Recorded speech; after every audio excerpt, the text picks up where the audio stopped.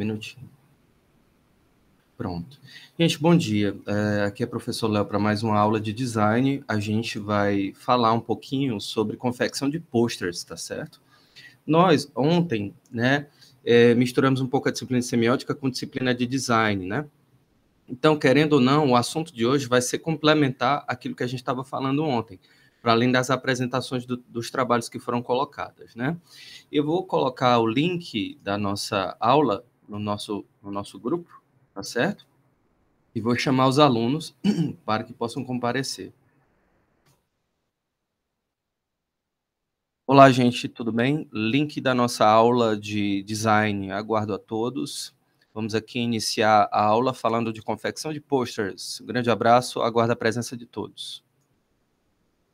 Pronto, mandei a mensagem para os alunos.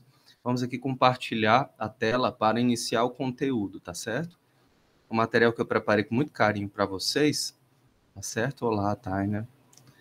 E aí, vamos aqui acompanhar.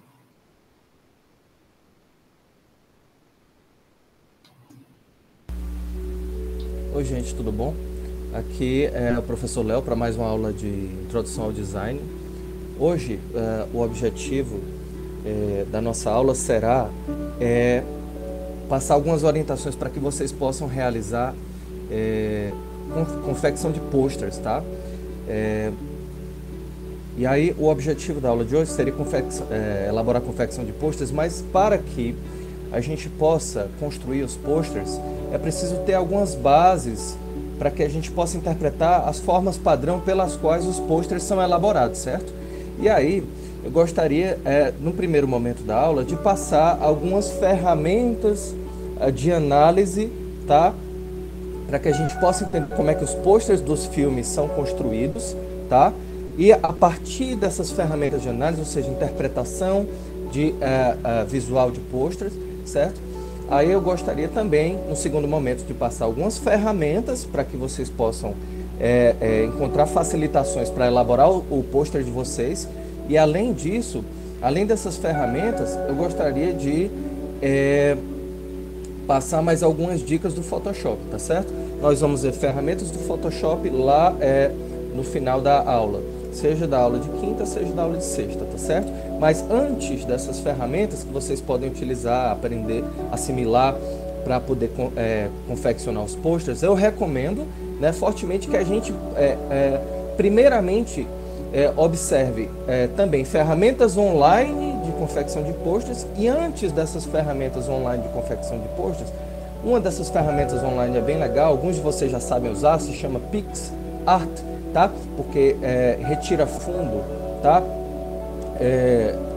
Dos personagens, né? Você consegue pegar vários personagens desenvolvidos nos filmes, retirar as imagens e sobrepondo camadas, pode colocar texto, é bem legal, né? Para quem não tem Photoshop, você vai ter condição de fazer muito bem isso, tá? Mas além disso, tá certo, gente? Num primeiro momento, antes de qualquer coisa, antes que a gente comece a praticar a construção de texto, tá certo? Eu peço para que a gente possa acompanhar dois grandes avaliadores de posters, tá? Que dão interpretações super bacanas sobre procedimentos construtivos de posters, principalmente na área do design. Eles entendem com perfeição como é que a gente deve elaborar os posters, e aí a gente vai construindo com eles esses diálogos, a gente vai analisando com eles os posters que eles vão mostrando. A partir disso a gente vai aprimorando o olhar, e em seguida a gente vai transformar isso em técnica para a confecção do nosso pôster de filme. Professor, como é que a gente vai fazer isso? O trabalho será bem simples desta semana, certo? Como é que vai ser esse trabalho? A gente vai fazer o recorte, tá? De imagens de personagens de filmes que já são conhecidos, tá? E fazer os posters. Você pode pegar o pôster de um filme que você acha feio, por exemplo, e pode reconfeccionar, inclusive. Tem um pôster aqui que eu acho horrível, né? Vamos aqui tentar refazer ele, tá? É uma ótima ideia, tá? Você fazer isso, tá? Nesse primeiro momento, então, vamos acompanhar aqui a fala do pessoal do Entreplanos, tá certo? Que fala um pouquinho da história de confecção dos posters, tá? Essa ideia de trabalhar com entendimento de confecção de posters e praticar a construção de posters, é a nossa primeira maneira oficial de realizar propriamente as técnicas de design com algumas das ferramentas que vocês já dominam, né? Ferramentas de recorte, de sobreposição de camadas, enfim. E aí, o que a gente vai fazer? Sempre que a gente for aprendendo as ferramentas, né? A gente vai aplicar, tá, essas ferramentas por meio de atividades específicas. E a atividade específica dessa semana é a atividade de confecção de posters, ok? Mas assim, eu vou fazer uma breve revisão das ferramentas que nós usamos mais lá para o final, porque agora eu acho que o que é mais importante é a gente observar como é que a gente pode entender a história da confecção dos posters. Tem toda uma história da arte de construção dos posters, né, que vem do início do século XX até o final do século XX e início do século XXI, tá? Além disso, tem toda uma maneira de você construir, por meio de princípios do design, um certo pôster, né? Aí a gente também tem que entender isso, tá certo? Então, nesse primeiro momento, vamos se concentrar nesse aspecto. Depois vamos falar das ferramentas online e ferramentas relacionadas ao Photoshop para construir os posters, né? Que será uma atividade prática de design dessa semana. E aí eu espero que vocês também estejam bem atentos, tirem dúvidas e fiquem bem à vontade para contemplar esse excelente material aqui. O primeiro material que nós temos é o material do Entreplanos. Vamos dar uma olhadinha aqui. Logo em seguida a gente vai para o material do Walter Matos, né, que eu tinha até comentado com vocês. Ia mostrar para vocês como é que o site dele funcionava, né, e lá ele tem considerações sobre posters bem interessantes. O nosso objetivo, então, é esse, tá? Então vamos começar aqui, sem mais delongas. Vamos juntos.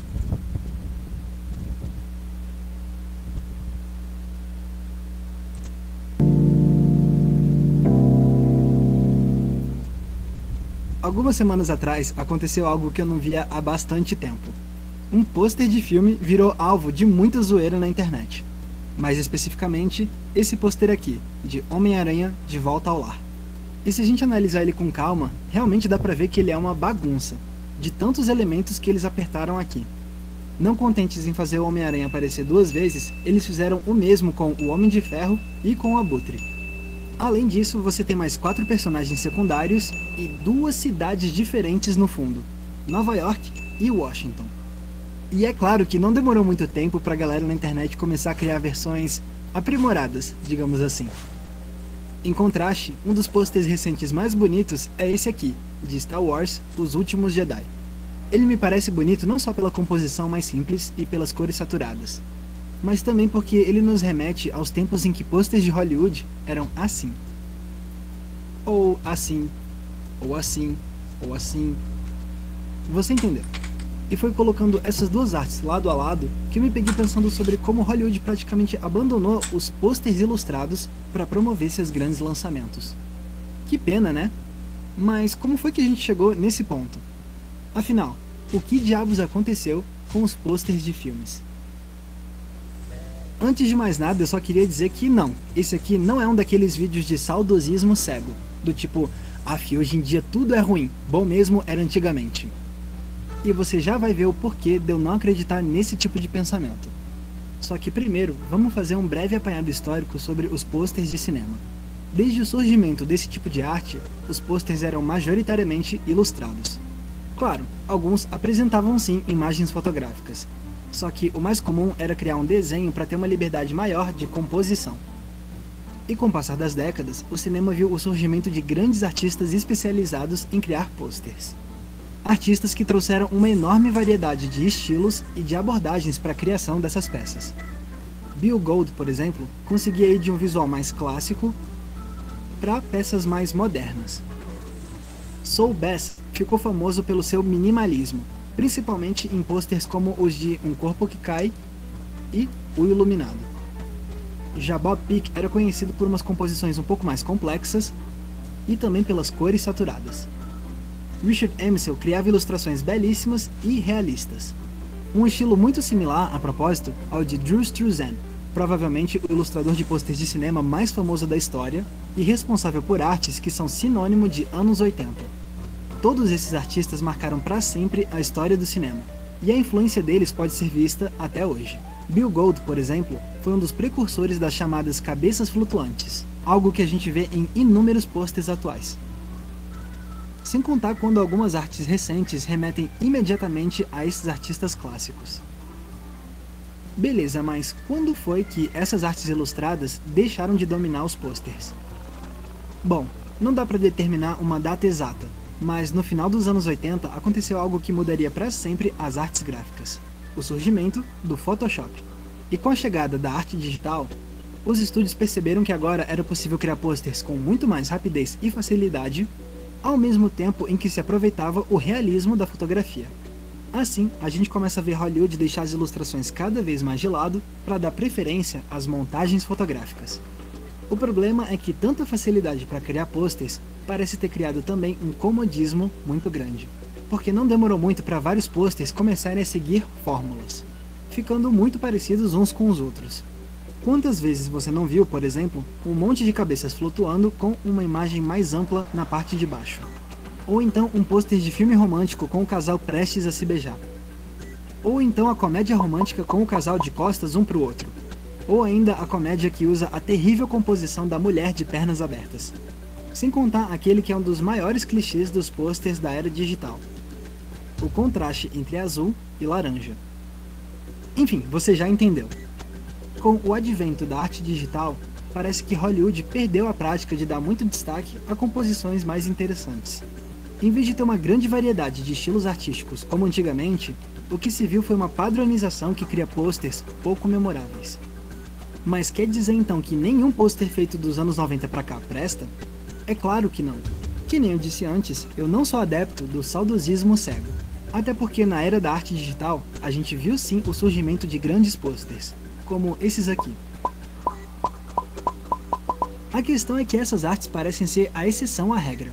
Aliás, muitos filmes hoje ganham sim pôsteres mais criativos, só que esses são quase sempre lançados pelos estúdios como pôsteres extras, um material que não vai ser necessariamente a principal peça publicitária do filme. E se a gente procurar os melhores pôsteres ilustrados feitos hoje em dia, é mais provável que a gente encontre eles no mercado de pôsteres alternativos. Isso porque muitos artistas ganham permissão dos estúdios para fazer pôsteres originais para filmes já lançados. E desse trabalho vão surgir peças incrivelmente bonitas, como essas aqui. E é isso que me deixa frustrado. Esse tipo de arte não deveria estar apenas no mundo dos pôsteres alternativos. Eu queria era ver ilustrações assim sendo usadas como pôsteres principais, tanto quanto as montagens de Photoshop. Ambos estilos poderiam dividir esse espaço. Dessa forma, a gente teria ainda mais variedade artística nos pôsteres. Mas infelizmente, isso parece impossível numa indústria que hoje dá prioridade a enormes cabeças flutuantes de astros numa montagem bagunçada por questões de marketing. Mas ok, pelo menos a gente sabe que a arte muda com o tempo. Nos resta então torcer para que chegue o dia em que o mundo dos pôsteres de cinema volte a ser um espaço de intensa exploração artística. Então é isso. Muito obrigado por terem conferido o episódio de hoje.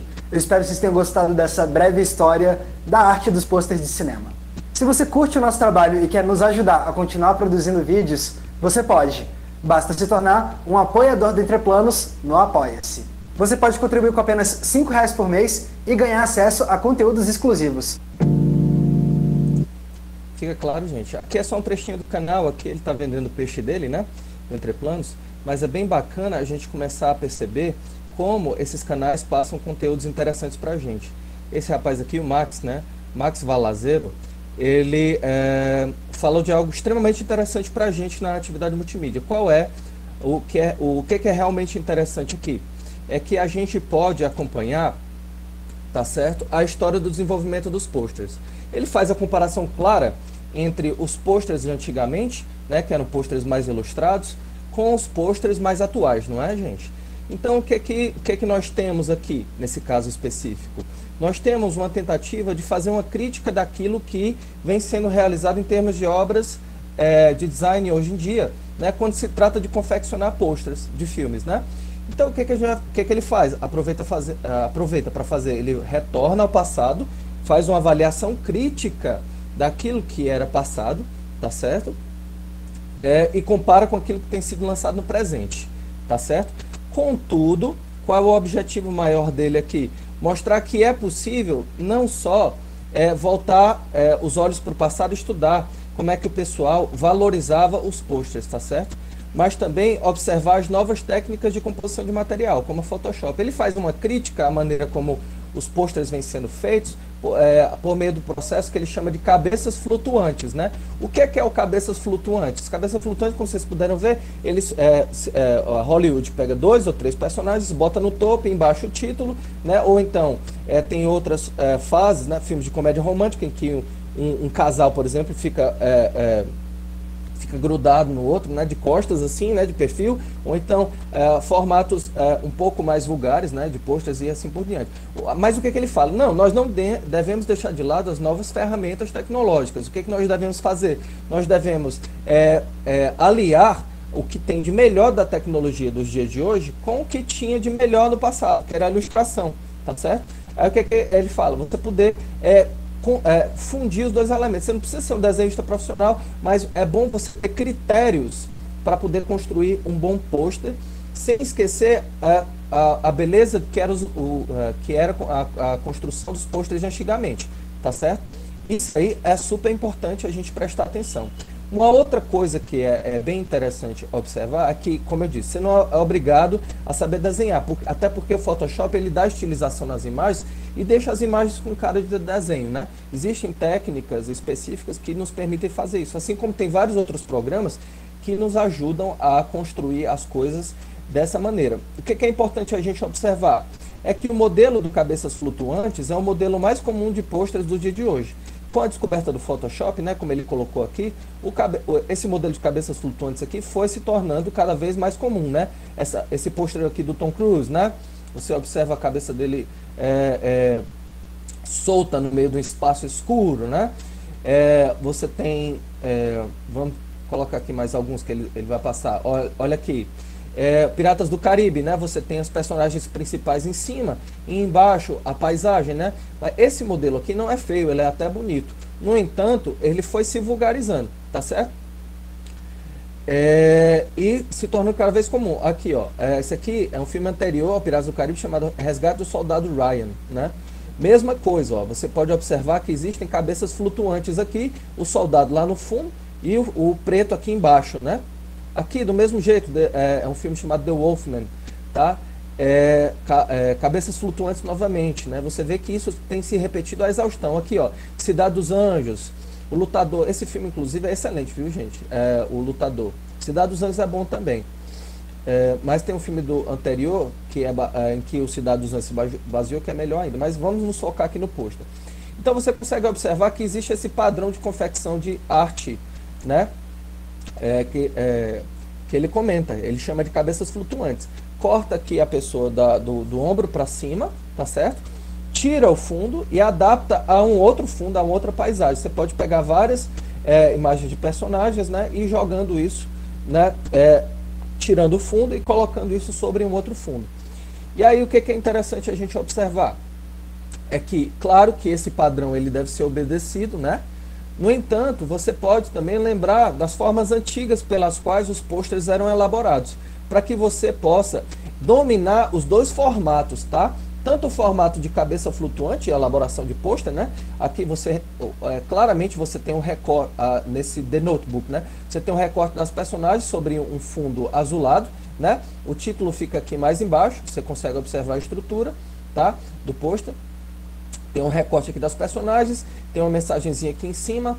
Esse outro pôster aqui, ó, é The Lucky One, né? Os dois personagens aqui novamente recortados, no fundo com um brilho. Isso aqui certamente foi feito no Photoshop, né? E o título aqui embaixo, né? The Lucky One. Mesma coisa aqui embaixo, ó, título embaixo, nome dos protagonistas do filme, né? Safe Haven. E logo atrás o fundo azul com algum esfumaçado aqui, né? Mesma coisa aqui, The Best of Me, né? Lá no finalzinho a luz, por debaixo do título do filme, né? E em cima, novamente os personagens, né? Os protagonistas do filme, tá? Aqui você tem um esfumaçadozinho, né? Que passa por cima do título e que já inicia de baixo para cima a imagem das personagens principais, né? que mais aqui, gente? Olha, esse é um outro formato que ele diz que é padrão na confecção de pôsteres atuais, né? O título aqui no meio das personagens, né? Olha só, o título meio que no meio das personagens, um pouquinho alinhado à esquerda, tá? E os personagens de costa um para o outro, né? Esse ator aqui é muito bom, Matthew McConaughey, tá? E a Kate Hudson é legal também, mas, no entanto, o que a gente está avaliando aqui é como esses formatos de pôster, de algum modo, acabaram vulgarizando a divulgação das imagens de pôsteres e a arte que estava por trás do pôster, a ideia de confecção de materiais de primeira linha, de um modo mais artesanal, foi sendo deixado de lado, tá? Isso à medida que o Photoshop foi sendo criado. Claro que à medida em que essa produção de pôsteres em série vai se dando, tá certo?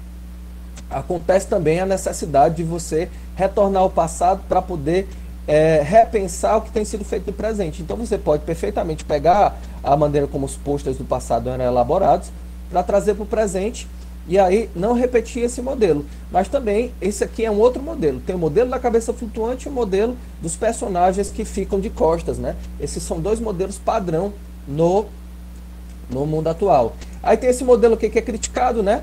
Que esse aqui é extremamente machista. Você tem a mulher de pernas abertas e o rapaz aqui, ou então um cowboy de pernas abertas, né? Também é um padrão. Uma outra coisa padrão, quarto elemento padrão é o contraste entre o laranja e o azul, tá certo? Como elemento principal, né? Você observa isso no Mad Max, no Batman, no Brave, Night at the Museum, Transformers, Stardust. Você consegue observar, inclusive no Doutor Estranho, né? Que é o pôster que nós vamos avaliar hoje a partir de uma ótica mais específica, tá? Do design, só que se apropriando de alguns elementos semióticos, né? A gente vai ter tanto elementos semióticos quanto elementos do design na avaliação do Walter Matos sobre a questão do Doutor Estranho, tá certo? Mas enfim, vamos voltando aqui. 4 elementos, né? Primeiro dele, 4 elementos que são padrão na confecção de pôsteres atuais, que devem ser pensados criticamente. Cabeça flutuante, certo? Cabeça flutuante. Casal de costa um para o outro, tá certo? E o outro, vamos lá. Essa aí das pernas abertas, que é muito vulgar, não é? E esse outro que o pôsteres, independentemente do tema que envolve, que tem o contraste entre o laranja e o azul, tá certo? São os principais modelos que nós vemos hoje, em comparação com os modelos antigos, né? Olha só como os modelos antigos eram colocados, né? O pôster do Charlie Chaplin, eram mais ilustrados, eram mais artísticos, né? Eram mais artesanais, né? Olha o pôster do Jurassic Park, o pôster aqui, Blow Up, do Michelangelo Antonioni, que é um diretor italiano, tá certo? O pôster do Full Metal Jacket, né? Aqui em cima. Aqui tem o pôster do Deus, o Diabo na Terra do Sol, que é um filme do Glauber Rocha. Tem muita coisa bonita que você pode observar, que é bem diferente do que tem sido feito nos dias de hoje. Você pode fazer a comparação entre o que era os pôsteres do passado com os pôsteres do presente, porque a partir disso você pode criar o seu pôster, tá certo? E nessa criação do pôster você tem como elaborar uma espécie de mistura entre aquilo que era feito do passado com aquilo presente. Claro, você pode, de todo modo, tentar treinar esses modelos primeiros aqui atuais de pôster, certo? Não tem problema nenhum você imitar esse modelo, você tentar pegar um pôster desse que já é conhecido e reestruturar, tá certo? Não tem problema nenhum. Mas eu recomendo que antes disso você vá aqui no nosso Behance, tá certo? E olhe um conjunto de referências super legal dos posters que têm sido feitos e publicados como materiais de alto nível de design. Aí você já tem um outro tipo de característica. É sobre isso que a gente vai falar na outra sessão da aula. Olha só, as apropriações que o pessoal faz dos posters. Olha só que bonito, né? Aqui nós temos cabeças flutuantes também, não é verdade? Nós temos também aqui cabeças flutuantes. Esse é um filme antigão do Patrick Swayze com Keanu Reeves, né? O cara ilustra em cima, ele pinta e ilustra. Olha o que ele fez aqui, então. Ele pega elementos atuais, né? Tem cabeças flutuantes e vai ilustrando, desenhando, né? E aí tornando um pouco diferente a parte visual desse material. Dos pôsteres relativos aos filmes que foram lançados recentemente, né? Não tão recentemente assim também, olha. Certo? Aí tem várias seções disponíveis para vocês olharem aqui os posters. Vocês vão gostar muito. Olha só, esse filme aqui, Aventureiros do Bairro Proibido, tá? É um filme clássico de ação. Olha esse aqui, tá? Você não é obrigado a desenhar, mas eu só quero que vocês olhem isso aqui como referência para entender mais ou menos que é possível fazer, se reapropriar de posters antigos, tá certo? Mas vocês têm a liberdade de criar de acordo com aquilo que for mais interessante para vocês, tá certo? E aí, gente, vamos ver aqui. Na próxima sessão, gente, eu vou falar um pouquinho da análise do Walter Matos, tá certo? E a partir dessa análise do Walter Matos, nós vamos aprofundar mais assuntos sobre isso, tá certo? Se você for aqui em Movie Posters, tá certo? No Behance, você vai olhar várias e várias obras artísticas baseadas nos posters mais atuais, certo? Tem outros aqui bem legais que você pode observar e prestar atenção. Olha, quando você vem aqui e digita Movie Posters, realmente aparece muita coisa bacana, inclusive materiais relacionados à Pantera Negra, né? Enfim, muita coisa boa. Eu recomendo que vocês também dêem uma checada antes de construir o pôster e antes de mexer nas ferramentas, tá certo? Um programa que você pode usar para mexer nos posters é esse aqui, tá? É o PixArt, tá? Tem a opção aqui, remover background, mas a gente vai falar sobre remover background de personagens para você ir pegando várias imagens e fazendo a composição, mas isso aí a gente vai ver daqui a um pedacinho. Até já, a gente continua problematizando essas questões todas. Muito obrigado.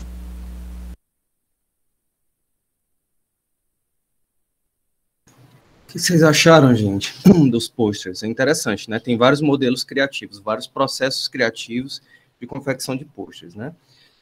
No entanto, o primeiro vídeo que a gente viu foi um vídeo crítico sobre como construir posters que não seja aquele pôster com a cabeça flutuante, que não seja pôster com aquele corte das pessoas no meio, né?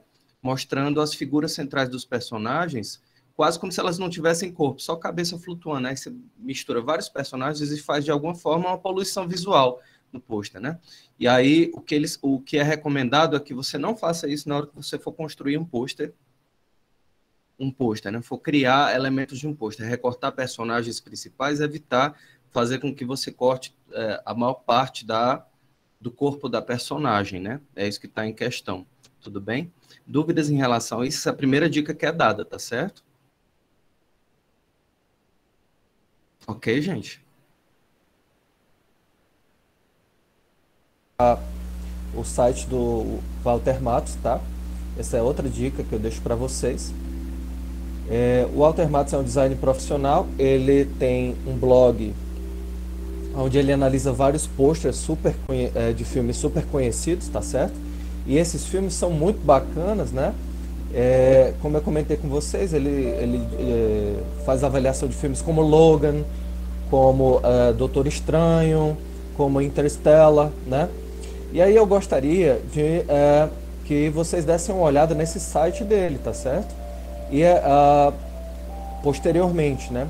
Nesse primeiro momento aqui, nessa continuação da aula, eu gostaria de pedir que vocês acompanhassem comigo a avaliação que ele faz do pôster do Doutor Estranho, sempre em duas vias, certo? Design e semiótica juntos, para a gente compreender qual foi a estratégia que o artista de confecção visual do pôster teve para produzir esse excelente material, tá certo? Além disso, gente, ele tem um canal no YouTube, né, o Walter Matos, e ele posta o link daquilo que ele publica no YouTube no blog dele. Fica sempre em duas plataformas, blog e YouTube, material de YouTube. Por quê? Porque no YouTube tem o material avaliado com a voz dele, enfim. E no blog, tá, além de ter o YouTube, o material publicado no canal do YouTube, tem a transcrição da fala dele, tá certo? E uma série de recomendações, tá certo? Aí ele faz aqui, ó, análise semiótica do design do Doutor Estranho, olha que bonito, tá certo? Ele vai avaliando cada aspecto, vai fazendo vários destrinchamentos. Fala de cores complementares, laranja e azul, por exemplo, são cores que compõem o filme, está aqui disponível também, tá certo? Nós vamos fazer uma leitura desse material, ou melhor, se nós não tivermos tempo de fazer essa leitura, eu vou deixar esse material disponível como material didático da gente, tá certo? Porque eu acho que o que é mais importante agora é nós observarmos, a partir da própria fala do Walter Matos, como é que você pode fazer uma excelente interpretação de pôster para que a gente possa entender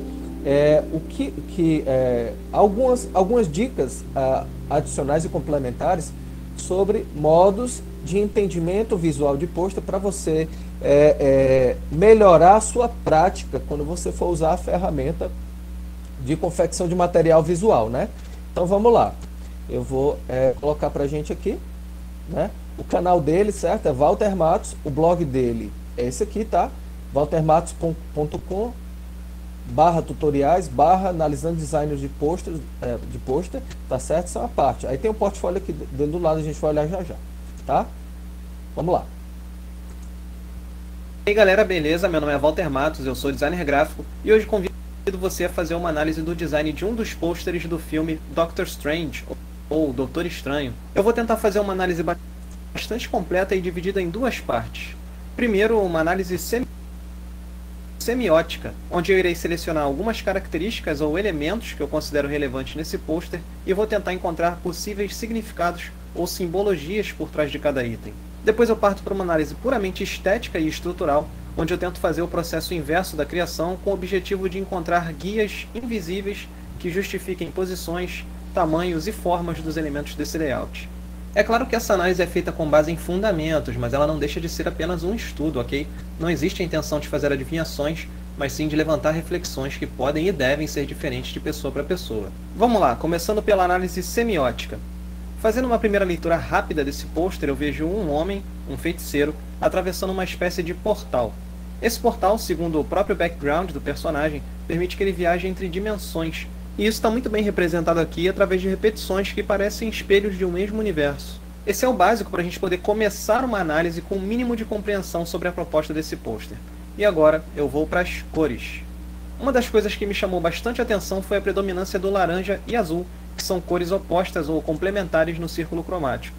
Segundo a teoria de cores, esse é o tipo de combinação que oferece o melhor ou maior contraste possível e costuma ser naturalmente agradável aos olhos quando usada de maneira equilibrada. No caso desse pôster, você nota como eles utilizam um azul um pouco de saturado e preenchendo a maior parte do layout.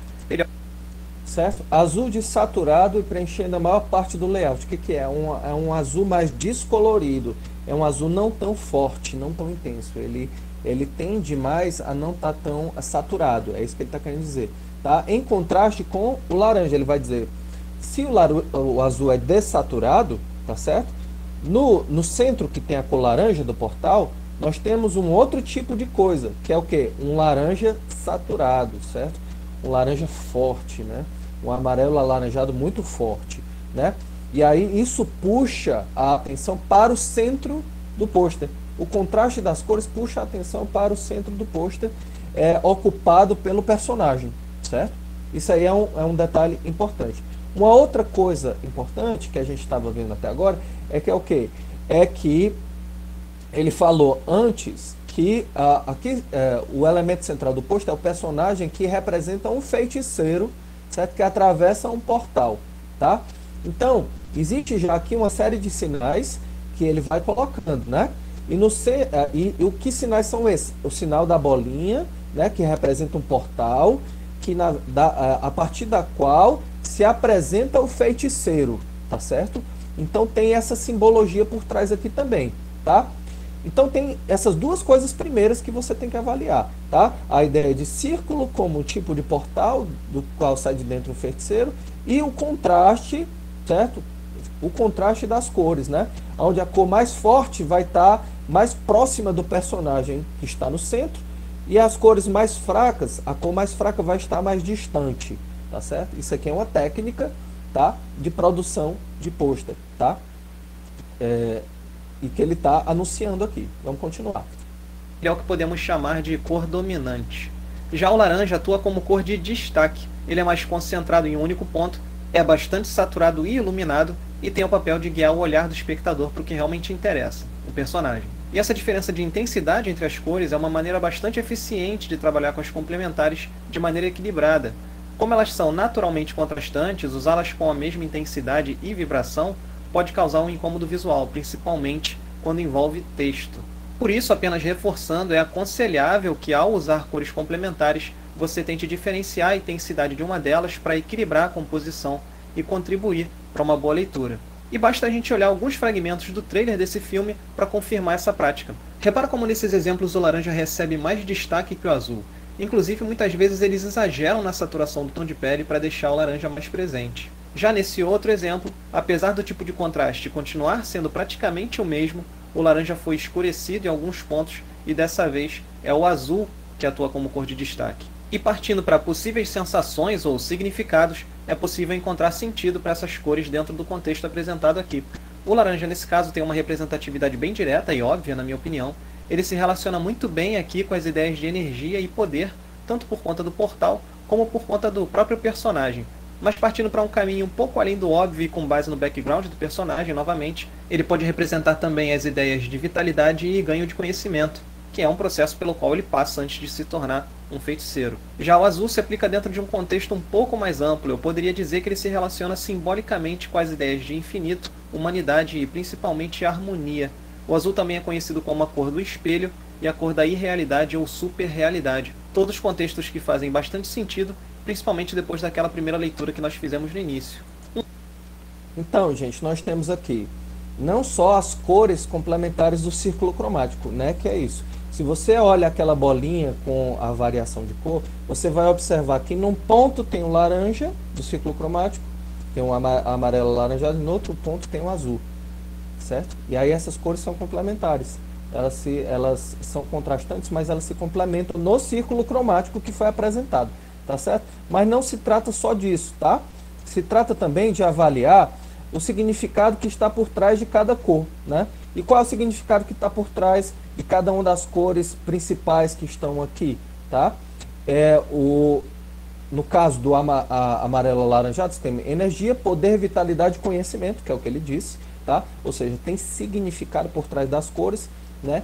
Inclusive por trás da cor alaranjada que está vinculada aqui ao personagem principal, do mesmo jeito que tem significado por trás do azul que está mais saturado, que representa infinito, humanidade, harmonia, cor de espelho e realidade, superrealidade. Ou seja, as cores também têm significados. Cada cor vai passar um símbolo, um ícone, vai passar um sentido.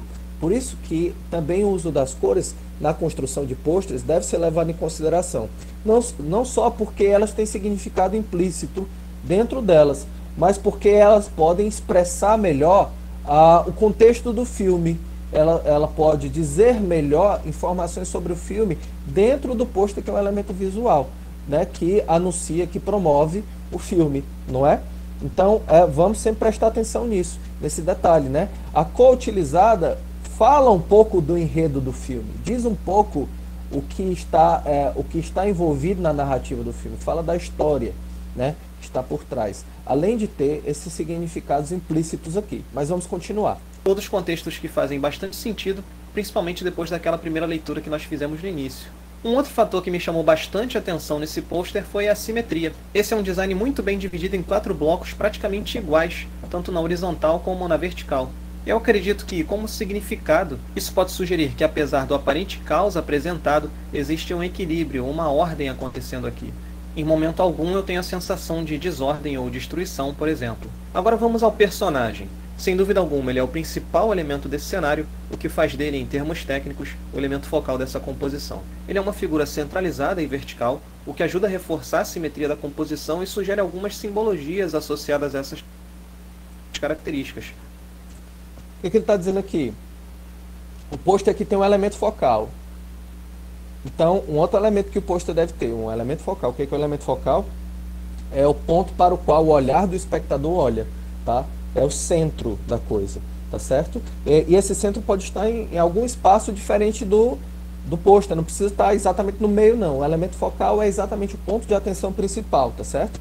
Mas nesse caso específico, o elemento focal que está no centro, tá certo? É o personagem principal da trama, ele é centralizado, é vertical e tem estabilidade. E aí, o que ele fez? Ele criou uma linha vertical e uma linha horizontal para dizer que os elementos que estão do lado superior direito, tá, são parecidos com os elementos que estão do lado superior esquerdo, que são parecidos com os elementos do lado inferior esquerdo, que são parecidos com os elementos do lado inferior direito.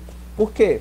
Porque ele quer passar a ideia de harmonia, o pôster quer passar a ideia de harmonia. Ele traçou uma linha e identificou que existem elementos similares tanto à esquerda quanto à direita, tá certo? Em cima e embaixo também. Para quê? Com que objetivo? Para poder passar a ideia de organização e de ordem. Né? No meio da confusão inteira, no meio de todos os problemas que aparecem, é possível estabelecer uma ordem, tá certo? Então tem essa simbologia implícita aqui no pôster, tá? É bem legal essa avaliação do Walter Matos, né? Vamos continuar aqui com ela. Como estabilidade, nobreza ou alguém de grande importância e confiança. Porém, ele é pequeno em relação ao pôster, o que pode significar que ele ainda está chegando e não domina esse ambiente, mas ao mesmo tempo ele está andando em direção ao espectador. Ou seja, de maneira bastante subliminar, isso pode significar que está rolando uma evolução desse personagem. Ele está crescendo, evoluindo. Eu confesso que tenho minhas suspeitas em relação ao fato dele estar atravessando o portal com o pé esquerdo. Não sei se isso tem algum valor simbólico ou se está relacionado a alguma superstição de alguma forma, mas como Hollywood tem o costume de deixar mensagens subliminares e ele é o único personagem apresentado aqui, qualquer característica pode representar algum sinal. Ainda mais se tratando de um filme que tem como proposta apresentar o místico, o oculto. Mas enquanto o filme não sai, a gente só pode especular, então vamos lá. Agora vamos ao item que talvez seja a primeira coisa que alguém repara ao olhar para esse pôster, mesmo que de forma inconsciente. O círculo laranja, ou o portal. Ele é o principal influenciador do elemento focal nessa composição.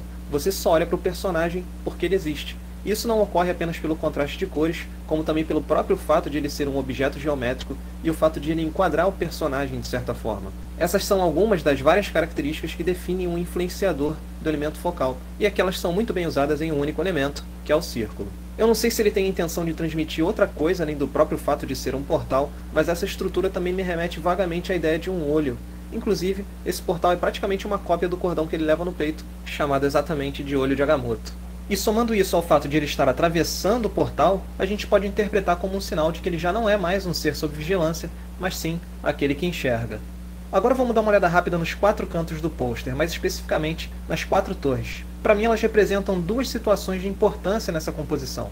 A primeira delas é o fato de que elas também são influenciadoras do elemento focal, assim como o círculo. Além do fato de elas também terem contraste com o fundo, elas estão apontando diretamente para o personagem, atuando como uma espécie de guia ou guias subliminares. O que ele está querendo dizer?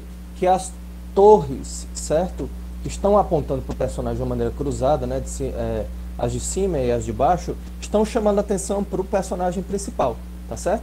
Mas não só isso, representa a ideia de ameaça e de perigo contra esse personagem principal, porque parecem armas, não é? E aí são guias subliminares. O que é guias subliminares? São guias ocultas do olhar, certo? É como se ela estivesse dizendo, essas torres estão apontando para o centro do pôster, então elas estão necessariamente conduzindo o olhar da gente para o centro do pôster, né? É isso que eles chamam, porque subliminar quer dizer uma mensagem oculta que está dentro de algo que nós percebemos, tá certo? E aí nós temos exatamente isso, né? As torres puxando para o centro, tá? O olhar da gente para o centro do material, né?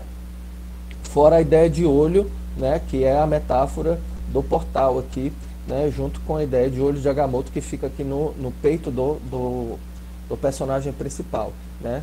Sempre que vocês forem confeccionar um pôster, certo? Vocês não são obrigados a pensar em todos esses sentidos, certo? Mas é importante nós construirmos um esforço para entendermos como é que esses materiais são compostos, porque à medida que o nosso olhar vai sendo treinado, nós vamos amadurecendo nas nossas construções práticas, tá certo? Nas nossas práticas em design, tá? Vamos continuar aqui, que já ele vai aprofundar ainda mais a questão do design do material, tá? Ou seja, eu olho para elas e logo na sequência, meus olhos são empurrados de volta para o personagem. Uma outra característica que me chama a atenção é o fato de que justamente por elas estarem apontando para o personagem, elas podem significar ou representar algum tipo de ameaça. Enquanto o personagem parece ser um alvo dentro de um círculo, elas parecem armas apontadas para ele. Caso isso tenha algum fundamento, eu não saberia dizer se elas representam o local onde acontecerá alguma ameaça no filme, ou se elas estão organizadas dessa forma, apenas para fazer uma representação conceitual de perigo. Agora vamos ao elemento que eu considero mais interessante nessa composição, o plano de fundo. A gente tem essa área urbana que lembra muito um caleidoscópio, e assim como os outros elementos da composição, atua como um espelho. E esse espelho tem como base uma única matriz que se repete 8 vezes, dando um giro completo no pôster. O curioso é que, se você reparar bem, essa estrutura é visivelmente uma estrela de 8 pontas. E dentro desse contexto, até que é possível encontrar algumas simbologias que se encaixariam muito bem aqui, mas eu decidi escolher apenas 2, começando pela Rosa dos Ventos. Rosa dos Ventos é o nome que se dá à imagem que nós vemos dentro das bússolas e que tem como função orientar na localização. E dentro de um contexto simbólico, ela também pode representar luz, sorte e a necessidade de encontrar um caminho, uma direção. Traçando novamente um paralelo com o background do personagem, essas são características que fazem sentido. De forma bem resumida, o Dr. Strange era uma pessoa normal, um médico, que sofreu um acidente e passou por uma transformação, uma mudança de rumo, onde ele recebeu um treinamento e se tornou o Mago Supremo que nós vemos nesse pôster. Indo além, a gente pode fazer uma comparação com os próprios poderes que ele adquire quando se transforma. Entre os seus poderes mais conhecidos estão o teletransporte, a viagem no tempo e a manipulação de dimensões. E essas são características que certamente a gente pode correlacionar com o que está sendo apresentado nesse pôster, principalmente se a ideia de Rosa dos Ventos fizer algum sentido. Nesse caso, ela atuaria como uma representação simbólica ao fato de não existirem barreiras espaciais ou temporais para esse personagem. Ele simplesmente pode ir para onde e quando quiser. E existe uma outra estrela de 8 pontas que também se enquadra como uma possível simbologia aqui, e dessa vez dentro de um contexto mais místico, a Estrela do Caos. Ela é formada justamente por 8 pontas e um círculo no meio, algo que de cara lembra o que nós vemos aqui no pôster. Ela representa o vazio do cosmos, o universo, e também faz relação com a alteração do estado de consciência e a alteração de realidade. Seja isso proposital ou coincidência, o curioso é que essas também são características que se relacionam com esse personagem. Agora vamos deixar a análise semiótica de lado e partir para uma análise mais focada na estrutura do design. E eu começo voltando para o ponto onde eu dividi o pôster em 8 partes, com base no plano de fundo. Certo, gente? Então você vê a riqueza de símbolos e de detalhes que tem no material que ele consegue extrair, né? Ele é um cara muito bom, o Walter Matos. Eu recomendo que vocês conheçam ele, né? Vão tateando os materiais dele aos poucos e, a partir disso, ir tomando conhecimento desses princípios que organizam a distribuição dos personagens, né? E dos outros elementos visuais dentro do pôster. É sempre bacana, né? Pra gente ir treinando o nosso olhar. Tá certo? E aí, qual é a questão aqui? No limite, né? Esticando um pouco a baladeira, ele chegou até na ideia de Rosa dos Ventos e de Estrela do Caos, né? É super interessante a maneira como ele compõe. Para quê? Mas ele se esforça para provar que o que ele está dizendo faz sentido. Por quê? Porque ele sempre está fazendo a avaliação do pôster junto com a história do filme. Ele avalia a história do filme, vê qual é a narrativa e vê até que ponto a obra acabada, a obra audiovisual, tem todo o seu reflexo na sua promoção na forma de pôster, né? Isso é muito bom mesmo. Assim que eu encontrei essa divisão, eu percebi que as diagonais estavam inclinadas em um ângulo de 45 graus. E isso, consequentemente, significa que no ponto onde elas encontram as extremidades do pôster, eu tenho um quadrado. De primeiro, eu reparei que esse quadrado poderia ter sido usado como referência para os tamanhos das 4 torres. Mesmo porque, apesar da simetria ótica do layout, a gente não tem uma simetria matemática perfeita. Repara como as torres do topo ocupam a área exata de um quadrado, enquanto as torres da base ocupam uma área retangular. Isso acontece porque o centro real do pôster é um pouquinho mais para baixo, na verdade. Coisa mínima. E já que existe a possibilidade desse quadrado ter sido usado como referência para as torres, nada impede que ele tenha ajudado a definir outras relações e proporções dos objetos desse layout. Uma coisa bacana que a gente tem que observar é que agora se trata de outra coisa. Se trata de medir o lugar específico que os elementos ocupam dentro do pôster. É o que ele está dizendo. Ele está dizendo qual é a altura do personagem, qual é o tamanho dele. qual é o tamanho que se ocupa aqui nas bordas, qual é o tamanho das margens, né? Até que ponto existe uma dimensão idêntica do centro para a direita, do centro para a esquerda, certo? Isso aqui são princípios de organização, tá certo? Como se ele tivesse tudo pré-calculado. E no design a gente chama isso de grid. A gente não vai aprofundar isso, mas o que vocês precisam saber é que o designer profissional está sempre trabalhando com medidas exatas, certo? Calculadas para que os elementos fiquem minimamente ordenados, mesmo que aparentemente, muitas vezes, ele fique desordenado, tá certo? Aí é sempre bom observar.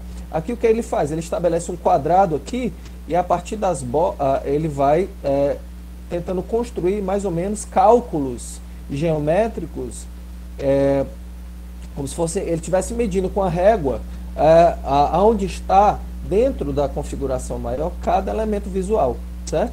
Isso aqui vocês podem aprofundar posteriormente, tá? Não precisa se especificar não, mas eu gostaria de mostrar para vocês entenderem mais ou menos esses princípios de organização de elementos, né?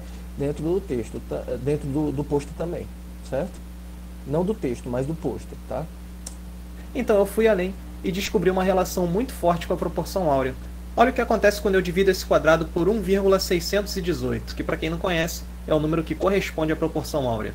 O resultado é esse quadrado menor, no qual as quinas coincidem exatamente com essas 4 estruturas de metal que avançam por trás do portal. E provavelmente, esse quadrado também foi usado como base para definir a altura e posicionamento do personagem. E além disso, caso eu estique as laterais desse quadrado menor até elas tocarem ao maior, o que eu tenho é um retângulo áureo que se alinha perfeitamente com as pontas das 4 torres. E agora, caso eu volte com a estrela de 8 pontas, você nota que além de nós termos as arestas coincidindo com a imagem do fundo, como nós já havíamos constatado, os vértices internos dessa estrela também tocam o quadrado menor de maneira exata. Então a gente tem bastante argumento para deduzir que, pelo menos até aqui, alguma estrutura foi usada para criar essa composição. Então o que acontece? Independentemente dos cálculos que ele está fazendo, ele consegue identificar um princípio de organização de elementos mínimo para que a coisa não fique desorganizada dentro do pôster, tá certo? E é isso que a gente tem que ter na cabeça. Você não precisa decorar nada disso aqui, tá certo? Com o tempo que você for se profissionalizando, se transformando num profissional top, certo? Você vai dominando essas técnicas de grid, de organização de elementos. Mas o que a gente tem que ter na cabeça claramente é que a gente tem que ter noção exata, tá? Se esforçar para ter uma noção mais ou menos precisa de onde os elementos vão estar. Você observa aqui, né, no pôster, que isso é muito bem feito, né? Tanto na posição do título, a posição do personagem principal, os atores envolvidos, né? No filme tem os nomes aqui em cima, tá? Show de bola.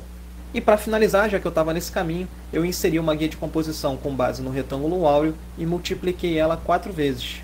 E avançando mais um pouco no processo, você nota que isso foi o suficiente para encontrar outros pontos coincidentes que no final das contas podem não ter sido tanta coincidência assim. Aí o que ele está buscando aqui? Um esforço de simetria de elementos, né? Observar que, por exemplo, essa torre aqui, né, termina mais ou menos na mesma altura que essa aqui termina. Essa outra aqui também, mais ou menos na mesma altura. É tentar organizar as coisas, né? Observar, por exemplo, que essa distância aqui, ó, do fim do círculo para a esquerda e essa distância aqui daqui para cá é a mesma. Vocês conseguem observar que há um esforço para fazer isso, né? E aí fica essa dica, certo? Do canal do Walter Matos, tá? O Walter Matos, ele tem outras coisas, né? Bem disponíveis aqui, bem interessantes que você pode observar. A análise do pôster do Assassin's Creed, tem muitas coisas legais aqui, ó. Pôster do Logan, tá certo? E aí, olhem com detalhe, tem técnicas específicas de uso do Photoshop, tá bom? E aqui também tem uma coisa legal, que ele bota uma lista de canais que você pode acompanhar, tá certo? Para ir aprendendo cada vez mais coisas sobre questões de design, tá certo? Aí, então, gente, o que é que eu deixo para vocês aqui nesse primeiro momento? Entre no site do Entreplanos, no canal do Entreplanos, olhe as análises de pôster que ele faz, revise esse material, entre no blog do Walter Matos, veja como é que funciona isso, tá certo? E aí, logo em seguida, vai ser o outro momento, né? nós vamos falar na prática de como é que o pôster deve ser confeccionado, tá certo? Tanto a partir do PixArt quanto a partir do Photoshop, tá certo? Na outra sessão a gente já pode iniciar essa tematização. Muito obrigado pela atenção e estou à disposição para ajudá-los no que vocês precisarem, tá?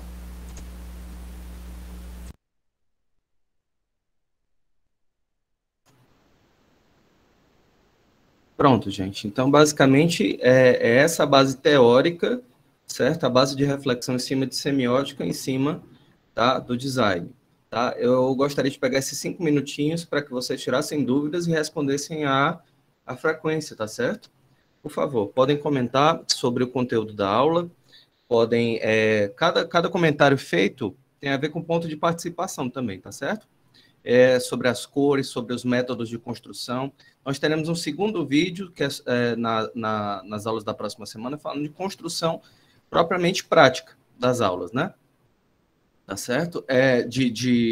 Das peças publicitárias, tá? Por favor. Dúvida, gente, por favor? Galera? Estão por aí? Tá. O que você achou, Débora, desse conteúdo? O que você espera dele? Né? Porque, assim, a próxima atividade será sobre isso aí, né? Vocês vão criar um pôster a partir de recorte de personagens de filmes que vocês gostam, né? Isso. Então, o que eu queria saber é dos outros alunos também, né? Qual é a opinião deles sobre o assunto, né? E eu também agradeceria se respondessem a chamada, por favor. Só uma observação, tá certo, gente? A participação de vocês é importante porque conta como parte da avaliação atitudinal, tá certo? Além disso, por que a participação é importante? Porque o nosso curso é um curso multimídia, então necessita que todos possam estar presentes, né, em aula, e trabalhando essa coisa das mídias alternativas, das redes sociais, né? Toda vez que a gente for postando conteúdo aqui, vocês comentarem, vocês também estão treinando atividades multimídia, porque a nossa plataforma é uma plataforma virtual que supõe que a gente vá se relacionando, interagindo, e isso aí vai ser muito útil para vocês no estágio também, tá certo? Pronto. Eu tenho aqui preenchido, tá certo? Tá. Eu vou colocar para você. Obrigado, Belize, obrigado, Sara Correia, obrigado, João Pedro, Marina, Marcos Cauã, Rebeca, Cristina, Maria Luísa, Juliane Andrade, Laís Laureno, Victoria Caterine, Alana Souza, Débora Maria, Ana Abigail, Isabelle Barros, Vitória Ivna, Diana Evelyn, tá certo? Obrigado pela participação e aí qualquer coisa eu estou à disposição. Obrigado, Juliane. É muito interessante. Inclusive, a atividade já está postada lá. Você pode iniciar, Juliane, a sua participação. Pode começar a confecção dos materiais, tá certo? Maria Luísa, obrigado. Você também pode iniciar a confecção dos materiais, tá certo? Toda a turma já pode iniciar. O conteúdo está posto, tá? As aulas estão lá colocadas também. Além das aulas que eu coloco no Zap de vocês, tá certo? Já tem os vídeos dos materiais pré-prontos para vocês assistirem, tá certo? Lá, se vocês quiserem assistir novamente, tá bom? Obrigado pela atenção e até a próxima aula, tá, gente? Grande abraço. Interromper aqui a gravação.